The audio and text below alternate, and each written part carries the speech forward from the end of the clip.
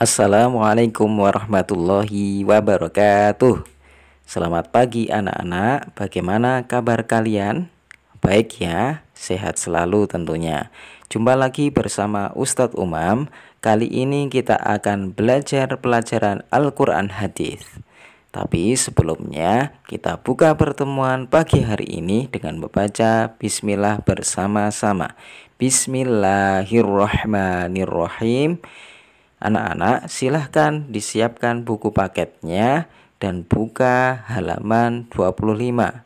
Kali ini kita akan belajar membaca surat At-Takatsur lebih dahulu. Silahkan dibuka halaman 25 ya anak-anak. Silahkan selanjutnya tirukan Ustadz membaca surat At-Takatsur. Mari kita bersama-sama mulai dengan membaca ta'awudz. A'udzu billahi minasyaitonir rajim. Bismillahirrahmanirrahim. Alhaakumut takatsur hatta zurtumul maqabir.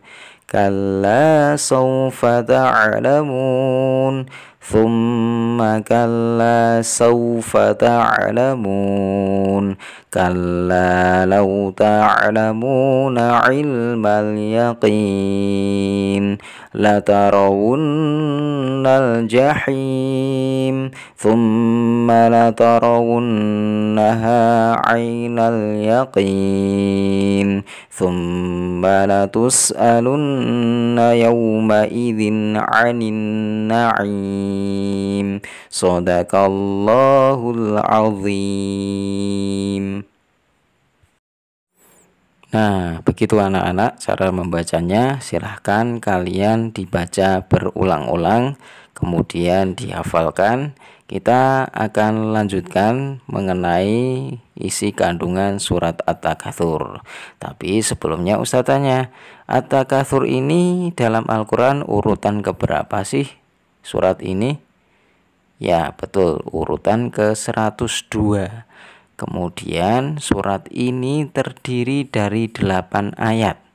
At-Takatsur sendiri tergolong surat Makkiyah, surat yang diturunkan di kota Mekah, tepatnya sebelum Nabi hijrah ke Madinah. Kemudian At-Takatsur diambil dari ayat pertama yang artinya bermegah-megahan. Menurut riwayat Ibnu Abi Hatim dari Ibnu Buraidah, surat At-Takatsur diturunkan berkenaan dengan dua kabilah Ansor. Jadi kelompok Ansor yaitu Bani Haris dan Bani Harisah. Kedua suku Ansor ini saling menyombongkan diri dengan kekayaan dan keturunannya. Jadi anak-anak, asbabun nuzul atau sebab-sebab turunnya surat ini yaitu karena ada dua kabilah Ansor, Bani Haris dan Bani Harisah, yang saling menyombongkan diri dengan kekayaan dan keturunannya. Lalu apa ya teman-teman isi kandungan dari surat At-Takatsur? Yuk kita simak bersama-sama. Kita mulai dari ayat pertama. Alhaakumut takatsur. Artinya bermegah-megahan telah melalaikan kamu. Pada ayat pertama ini Allah mengingatkan kita semuanya bahwa bermegah-megahan, bermewah-mewahan telah melalaikan kita dari ketaatan kepada Allah SWT.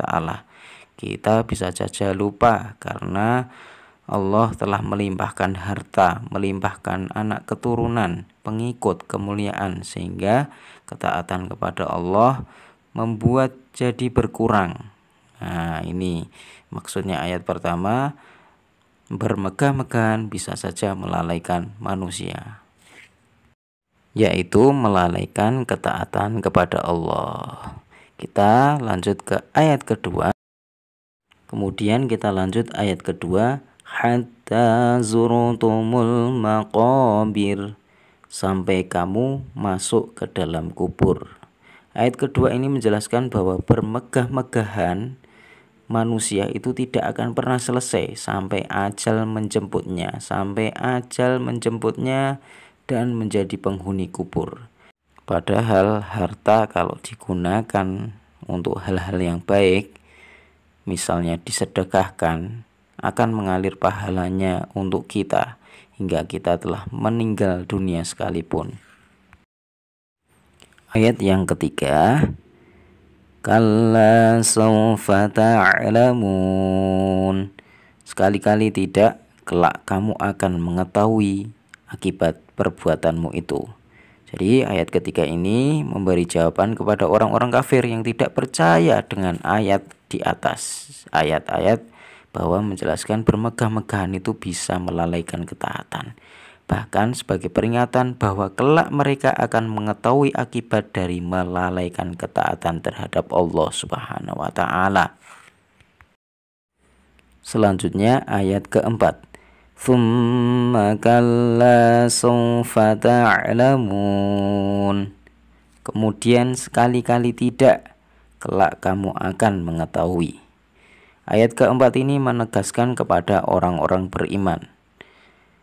Kalau ayat ketiga tadi memberi jawaban kepada orang-orang kafir, ayat keempat ini menegaskan kepada orang-orang beriman bahwa kelak mereka juga akan mengetahui akibat dari ketidaktaatannya terhadap perintah Allah Subhanahu wa Ta'ala. Jadi ayat keempat ini peringatan untuk orang-orang beriman. Suatu saat mereka akan tahu hasil dari ketidaktaatan mereka. Ayat kelima, kalla law ta'lamuna ilmal yaqin. Sekali-kali tidak, sekiranya kamu mengetahui dengan pasti.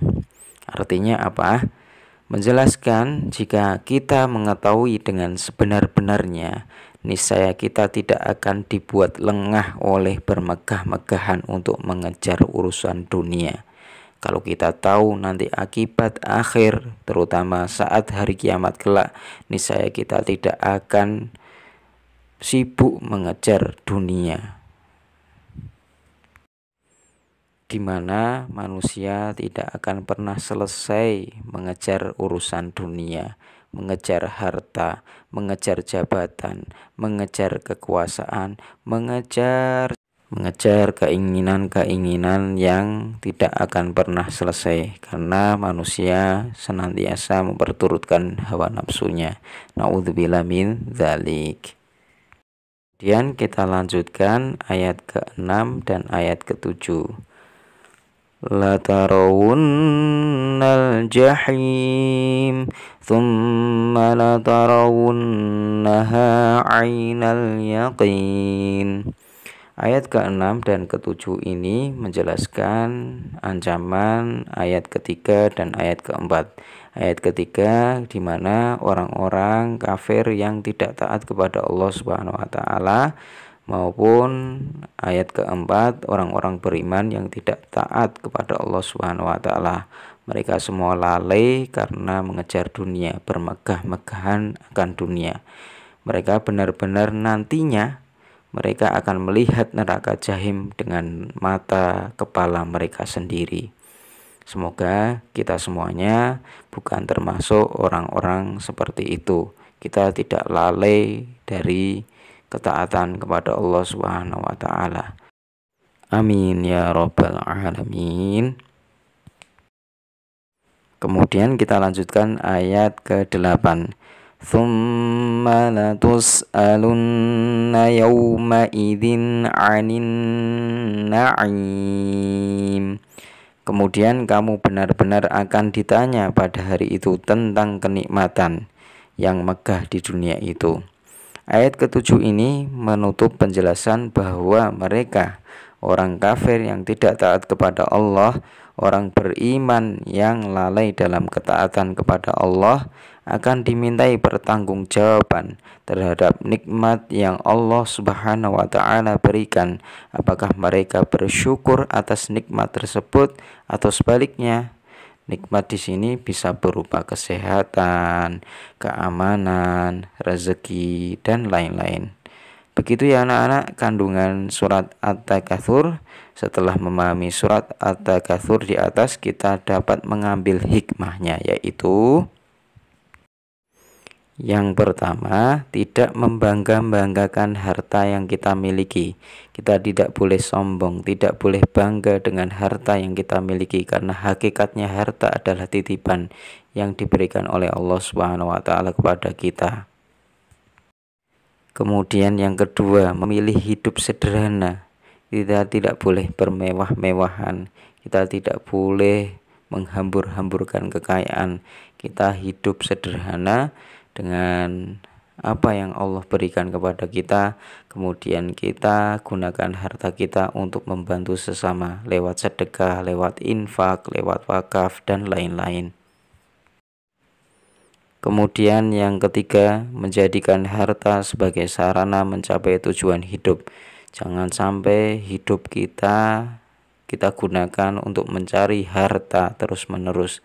Tapi dalam hidup ini kita gunakan harta untuk beribadah kepada Allah Subhanahu wa taala, untuk semakin dekat kepada Allah Subhanahu wa taala. Dengan jalan kita gunakan harta sebaik-baiknya. Kemudian yang keempat, mencari harta yang halal. Jangan sampai kita mencari harta yang haram dengan cara yang haram pula. Na'udzubillah min dzalik. Kemudian yang terakhir, menganggap harta sebagai amanah yang harus dipertanggungjawabkan kelak. Jadi harta yang kita miliki semuanya nanti akan kita pertanggungjawabkan di hadapan Allah Subhanahu wa taala. Kita mulai dari cara mendapatkannya, kemudian membelanjakan harta itu kemana saja. Sekali lagi, harta adalah titipan, harta adalah amanah dari Allah Subhanahu wa taala yang akan dipertanggungjawabkan kelak. Bagaimana cara kita mendapatkan harta itu, maupun bagaimana kita membelanjakan atau menggunakan harta itu, apakah di jalan kebaikan atau jalan keburukan. Begitu anak-anak kandungan dari surat At-Takatsur yang kita pelajari hari ini.